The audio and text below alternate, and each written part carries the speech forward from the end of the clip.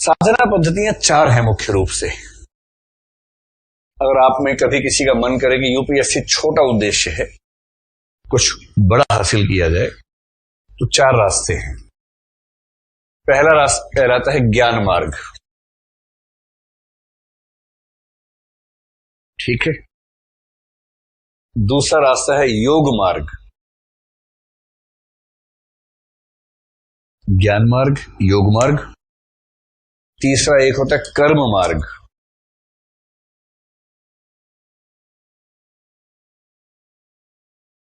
और चौथा है जिस पर आपको 20 दिन लगाने हैं, वो है भक्ति मार्ग।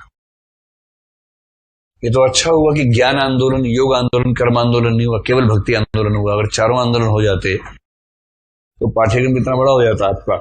ये तो अच्छा हुआ आंदोलन एक ही हुआ है, और आंदोलन एक ही हुआ क्योंकि आंदोलन एक ही हो सकता था, उसकी वजह है, वजह समझिए।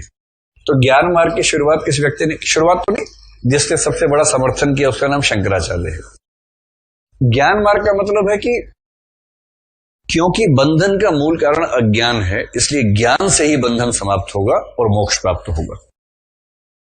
तो ज्ञान मार्ग पर चलिए। इनका ज्ञान बहुत आसान नहीं, जीएस टाइप का ज्ञान नहीं होता इनका ज्ञान बड़ा कठिन ज्ञान होता है।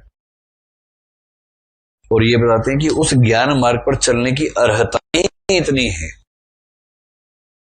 ऐसी ऐसी अर्हताएं बताई हैं। उनमें से एक अर्हता से एक का जिक्र करना हो, कभी ये शब्द अगर आपके सामने आए, तितिक्षा।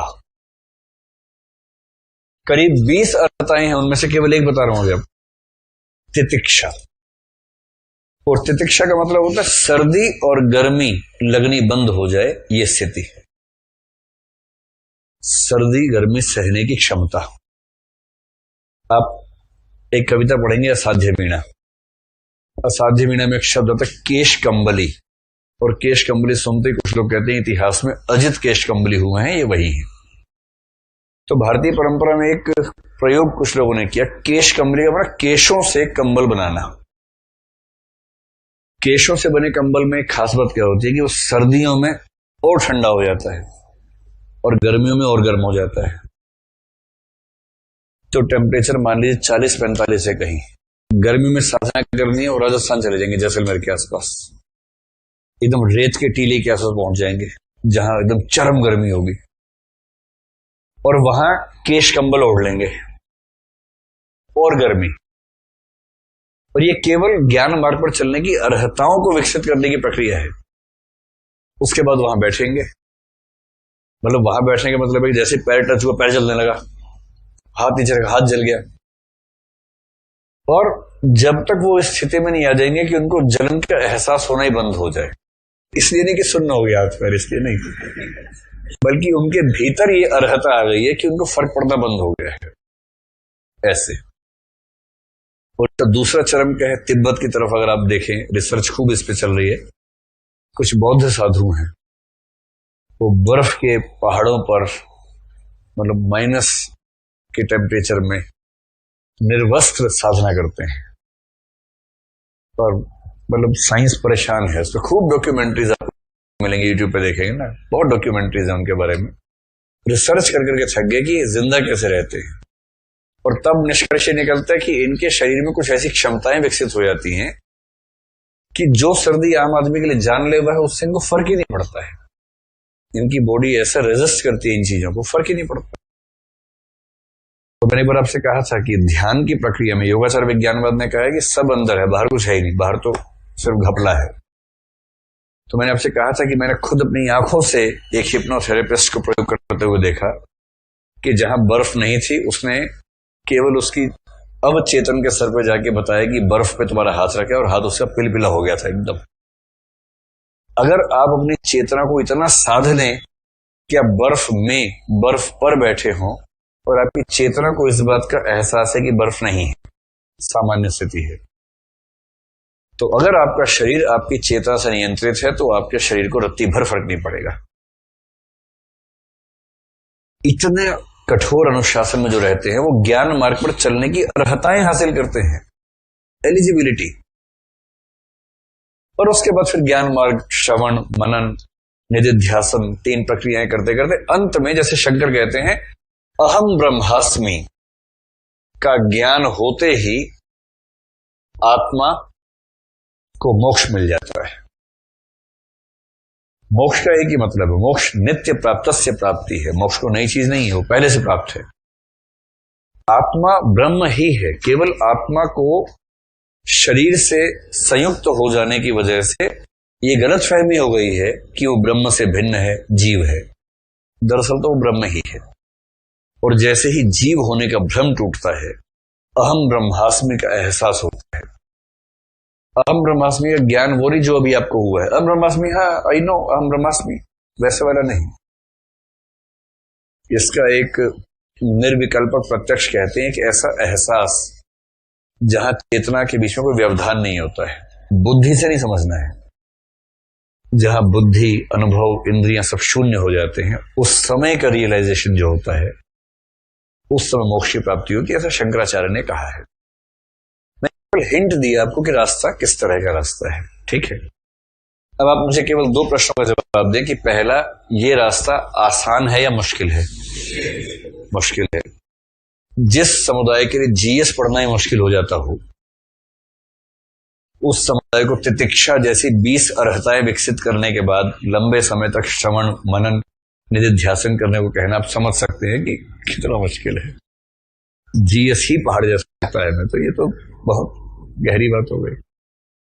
दूसरा, ये रास्ता रोचक है या बोझिल किस्म का रास्ता है?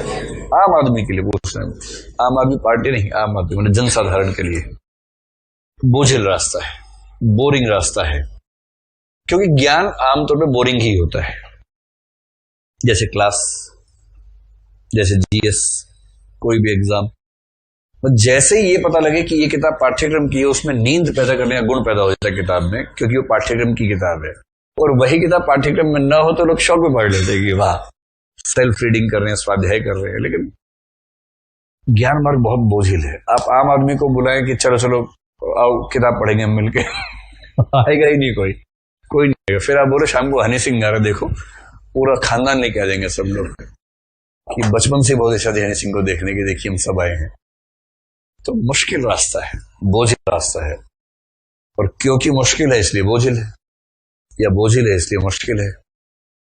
जी, साधना के माध्यम से ज्ञान मार्ग को प्राप्त नहीं करते हैं। ज्ञान मार्ग पर चलना ही साधना है। प्राप्त तो वो होगा, मोक्ष या ईश्वर, कुछ भी कह लीजिए।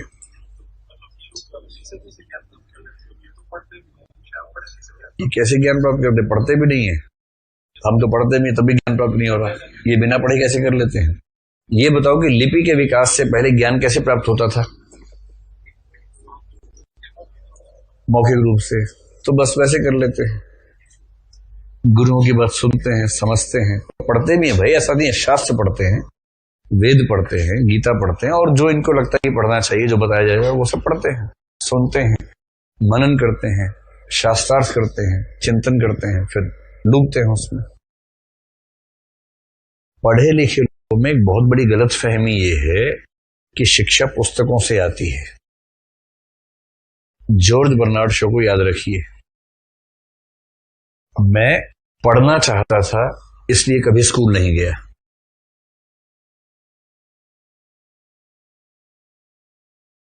और पढ़े लिखे लोगों को एक बड़ी गलत फहमी है कि सारा ज्ञान उन्हीं के पास है। हमारे दादा परदादा लोग जो थे या हैं, वो शायद पढ़े लिखे नहीं थे, पर मेरे दादा संयोग से पढ़े लिखे थे। लेकिन एक पीढ़ी और पीछे चले जाएंगे तो व्यक्ति अनपढ़ होगा।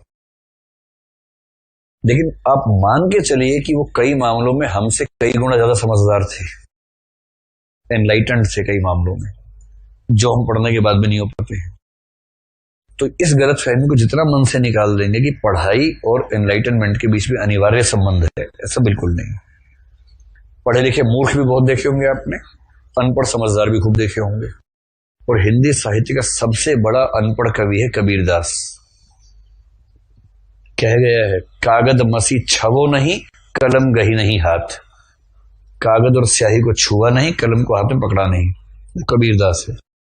और कबीर जैसा अनपढ़ होने के लिए सारी किताबों में आग लगानी पड़े ना, तो मैं तो आग लगा दूंगा, अगर कबीर जैसी समझदारी मिलती हो आग लगाने से। तो मतलब पढ़े लिखे लोग जरूरत से ज्यादा आत्मविश्वास में रहते हैं, इतना आत्मविश्वास होना नहीं चाहिए। इतनी धौंस में मत रहिए कि हमने किताब पढ़ ली, तुमने पता नहीं क्या कर दिया। किताब पढ़ने के बाद भी कुछ खास चेंज नहीं होता है।